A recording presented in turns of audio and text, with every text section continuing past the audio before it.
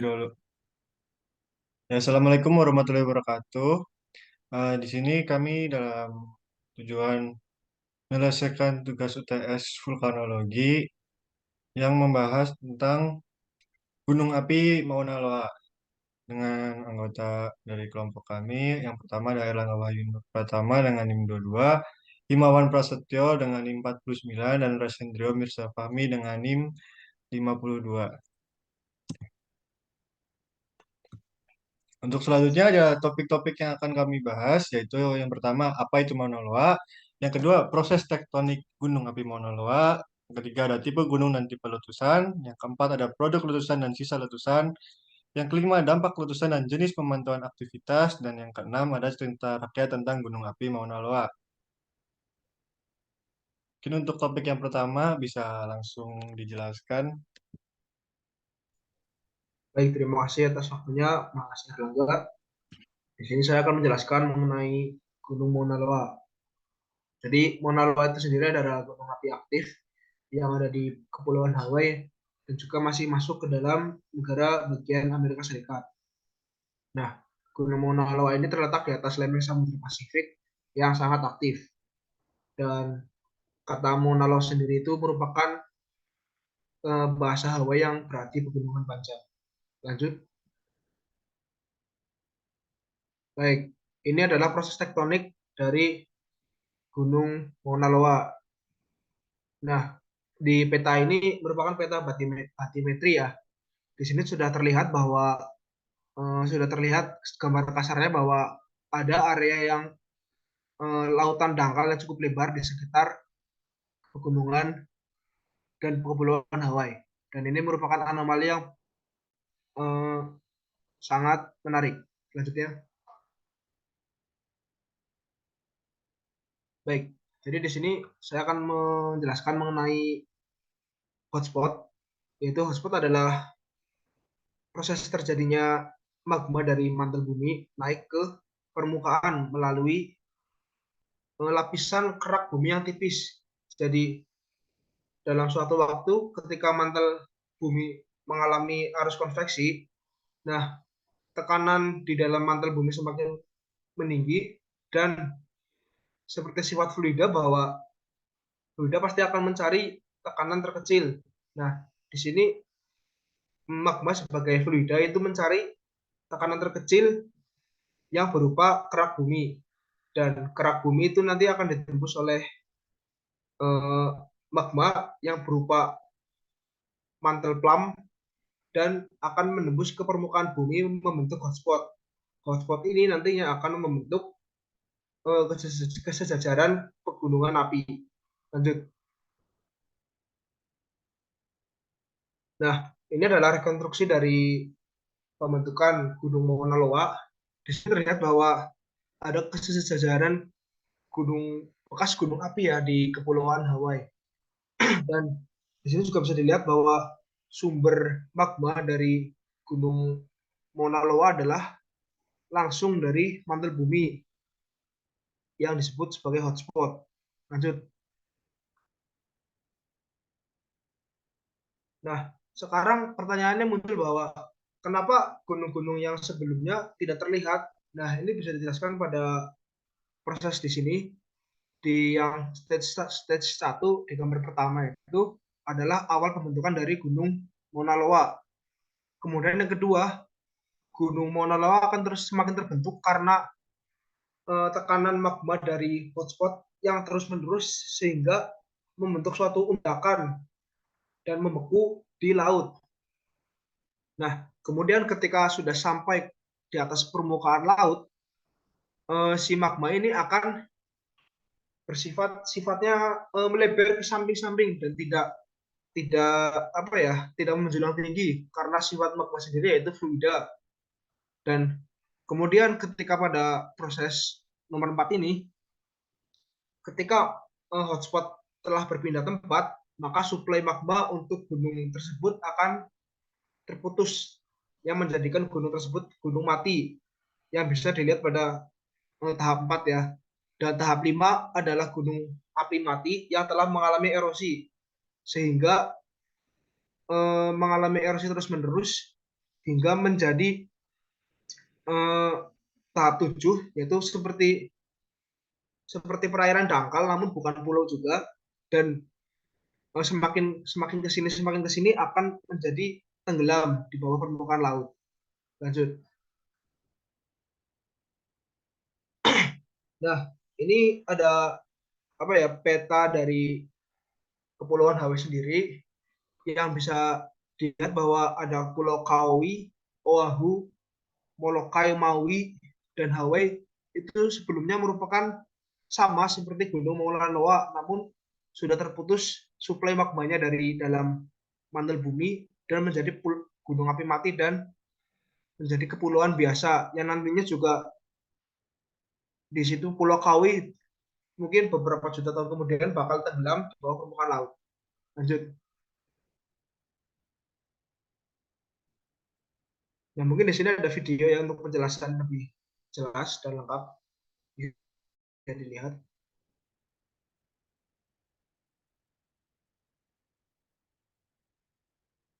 Nah, jadi mantel plam itu merupakan magma yang berasal dari mantel bumi yang naik ke atas permukaan. Di sini dia menembus kerak bumi yang bersifatnya tipis, yaitu berada di samudra. Karena yang kita tahu juga lempeng samudra lebih tipis dari lempeng benua. Nah, di situ magmanya akan terus menerus keluar hingga bertumpuk seperti itu, hingga membentuk sebuah gunung api. Dan ini adalah salah satu proses pembentukan Gunung Mauna Loa. Lanjut. Nah, mungkin eh, ada pertanyaan ya, pertanyaan kenapa bisa hilang si gunung-gunung yang lalu seperti Kepulauan Kauai dan kepulauan-kepulauan lainnya, dan kenapa polanya menuju ke arah utara seperti itu. Nah, bisa dilihat pada lempeng Pasifik di sebelah kiri itu di Pulau Hawaii. Pergerakan dari lempeng Pasifik itu cenderung ke arah eh, barat barat laut, ke arah utara namun tidak terlalu utara, jadi ke arah barat laut utara ke barat, ya, barat laut, di mana lempeng Pasifik ini akan mempengaruhi pergerakan hotspot. Jadi jika lempeng Pasifik sudah bergerak, maka korok hotspot pun akan tertutup sehingga menyebabkan terbentuknya kepulauan dan gunung-gunung api baru seperti Mauna Loa yang merupakan gunung api paling muda di Kepulauan Hawaii. Lanjut. Nah, sekarang tipe gunung dari Gunung Mauna Loa sendiri adalah tipe perisai seperti yang sudah saya jelaskan tadi, karena Gunung Mauna Loa ini terbentuk oleh magma yang berasal dari hotspot. Jadi Gunung Mauna Loa ini tidak dapat berbentuk menjulang tinggi seperti gunung-gunung yang lain karena terbentuknya sendiri pun hasil dari leberan magma itu sendiri. Mungkin sekian dari saya kembalikan ke Mas Erlangga.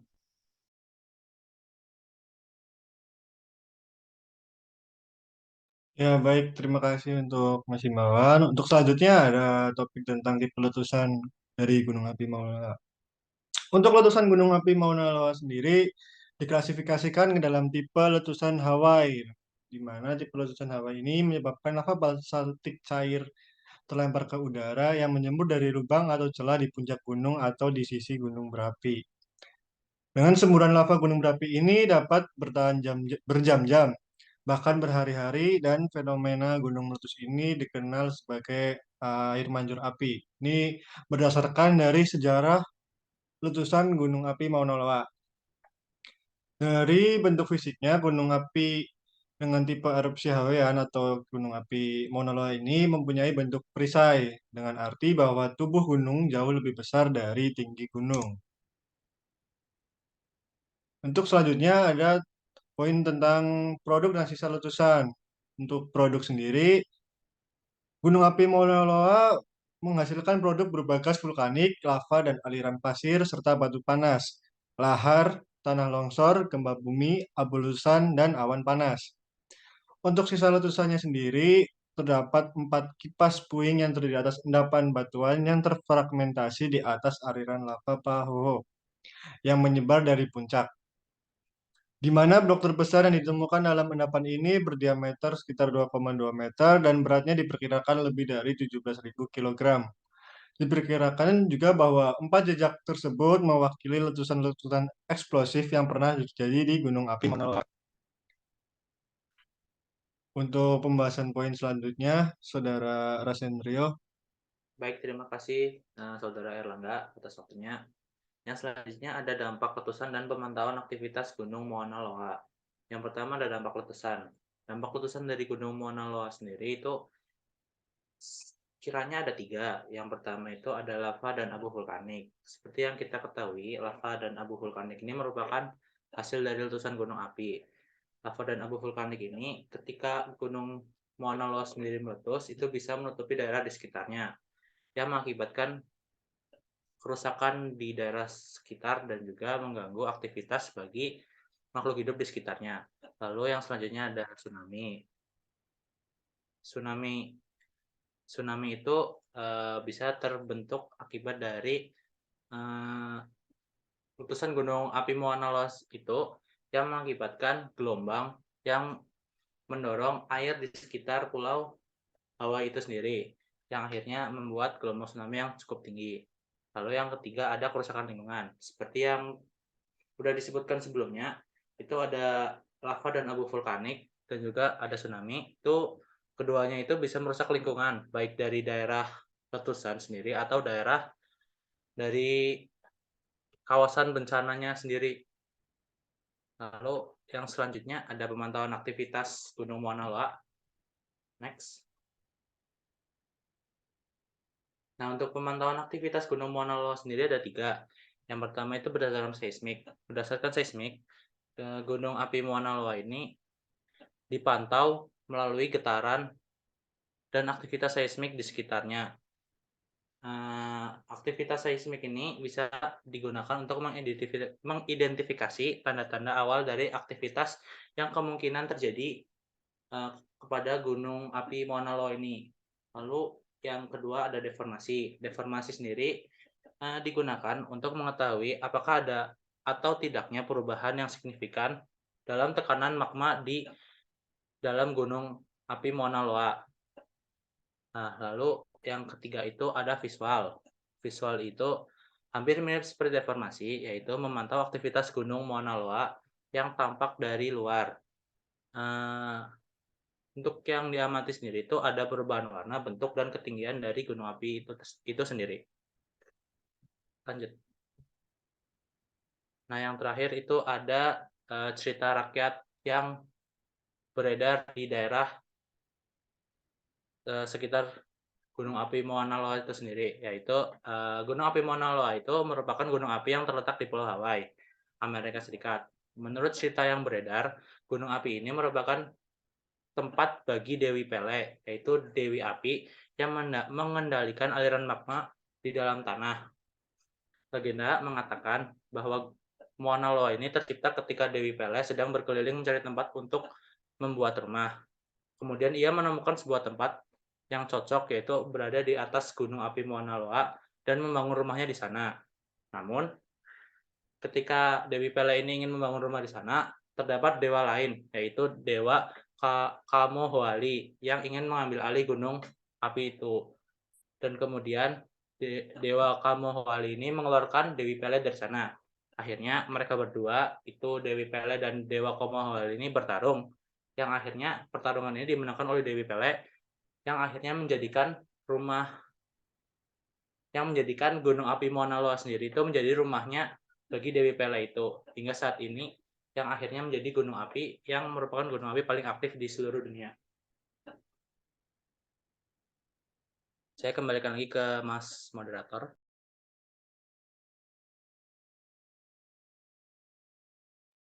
Ya, mungkin terima kasih sebelumnya kepada rekan-rekan. Dari kelompok kami, itu saja yang bisa kami sampaikan. Apabila ada kesalahan, mohon dimaafkan. Terima kasih. Wassalamualaikum warahmatullahi wabarakatuh.